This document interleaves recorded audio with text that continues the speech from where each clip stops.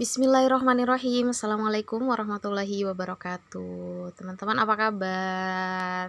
Semoga dalam keadaan sehat walafiat. Amin. Dan kita ada dalam ridho-Nya Allah Subhanahu wa taala. Salawat beserta salam kita panjatkan kepada manusia sempurna, yaitu baginda Nabi besar Muhammad sallallahu alaihi wasallam. Nah, teman-teman, hari ini aku mau sedikit sharing. Jadi aku pernah baca satu artikel. Artikelnya itu cukup nampar sih, agak serem juga gitu. Karena kita tahu ya, salah satu hadis yang diriwayatkan Tirmizi kalau nggak salah, beliau bilang bahwa orang yang paling bernilai, orang yang paling beruntung itu adalah orang yang selalu mengingat kematiannya. Kemudian orang yang paling lebih beruntung lagi adalah orang yang mempersiapkan kematian. Nah, di sini ada satu cerita, yaitu ceritanya itu adalah Jahanam 100 km. Mungkin beberapa orang pernah baca ya. Nah, ajal ataupun kematian itu kita nggak pernah tahu kapan. Makanya itu jadi salah satu misteri. Jadi rahasia Allah Subhanahu wa taala. Hanya saja terkadang seseorang yang hendak dijemput ajalnya itu telah diberitahukan tanda-tandanya. Kita sering banget nih mendengar penjelasan kematian seseorang disertai dengan yang namanya firasat, baik yang dirasakan oleh orang lain ataupun oleh dirinya sendiri. Seperti halnya kisah pemuda asal Arab Saudi yang lolos dari ajalnya dan diberikan kesempatan untuk bertaubat. Semoga kita bisa mengambil pelajaran ya dari kisah ini. Kisahnya ini dari Abu Khalid Al-Jadawi yang dikutip oleh abangdani.wordpress.com dari majalah Kiblati edisi 5 volume 3. Aku mengenal seorang pemuda yang dulu termasuk orang-orang yang lalai dari mengingat Allah. Dulu dia bersama dengan teman-temannya yang buruk sepanjang masa mudanya.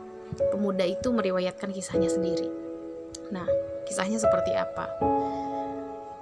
Demi Allah, yang tidak ada sesembahan yang hak selain Dia. Aku dulu keluar dari kota Riyadh bersama dengan teman-temanku, dan tidak ada satu niat dalam diriku untuk melakukan satu ketaatan pun kepada Allah, apakah untuk sholat atau untuk yang lainnya. Alkisah, kami seorang kelompok pemuda pergi menuju kota Dammam. Ketika kami melewati papan petunjuk jalan, maka teman-temanku membacanya Dammam 300 km.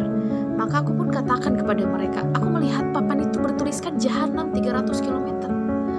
Mereka pun duduk dan menertawakan ucapanku. Aku bersumpah kepada mereka atas hal yang apa aku lihat. Kemudian aku tidak berdusta. Berlalulah waktu tersebut dalam canda dan tawa. Jadi teman-temannya itu menertawakan dia. Kemudian serang beberapa waktu, kami mendapatkan papan petunjuk jalan lagi. Kemudian teman-teman yang lain berkata, Dammam 200 km. Kukatakan, Jahanam 200 km. Mereka juga menertawakan aku lagi. Mereka menyebutkan aku bahwa aku ini gila. Kemudian kukatakan pada mereka, demi Allah yang tidak ada sesembahan yang hak selain Dia, sesungguhnya aku melihatnya bertuliskan Jahanam 200 km. Mereka pun menertawakanku seperti pertama kali, dan mereka berkata, diamlah, kamu membuat kami takut. Aku pun diam dalam keadaan susah yang diliputi rasa keheranan. Kenapa sih kok aku bisa melihat tulisan itu adalah Jahanam? Jelas aku lihat Jahanam, bukan Dammam. Aku pun memikirkan perkara ini. Keadaanku terus menerus bersama dengan pikiran dan keheranan, sementara keadaan mereka bersama.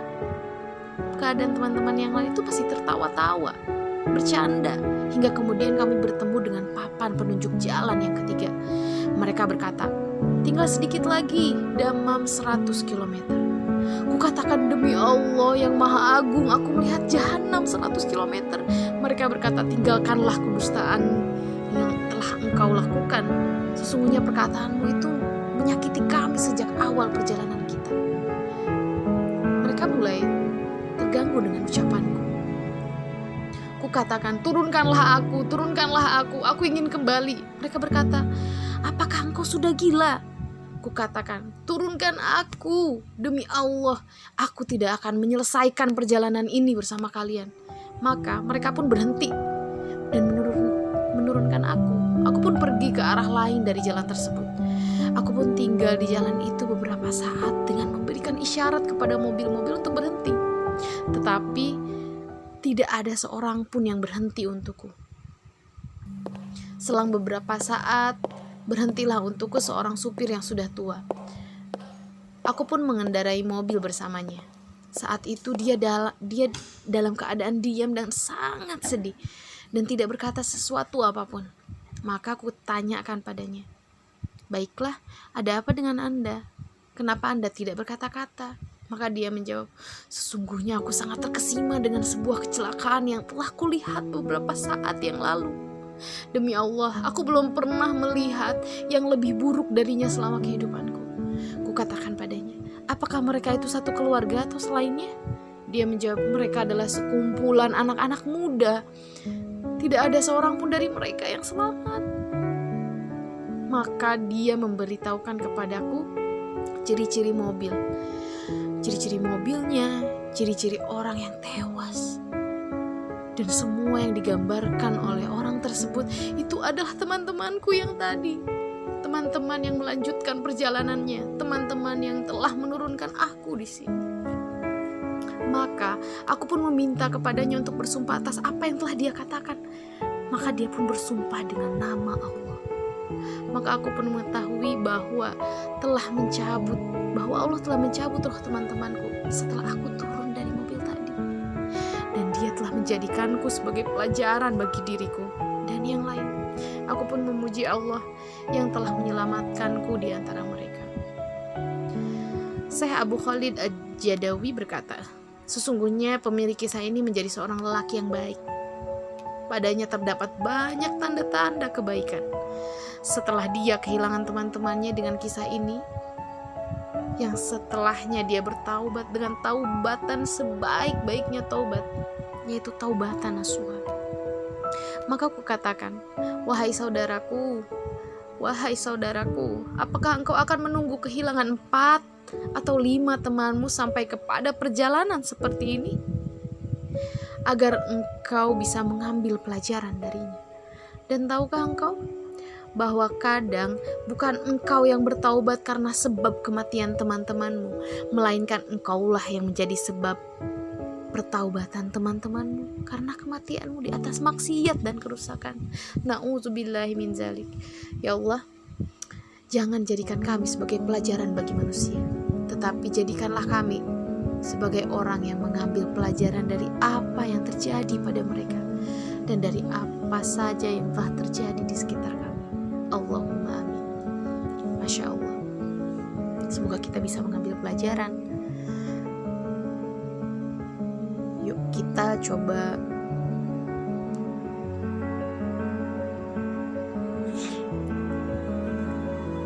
mengambil hikmah, kemudian kita coba untuk persiapan, selalu ingat dengan kematian.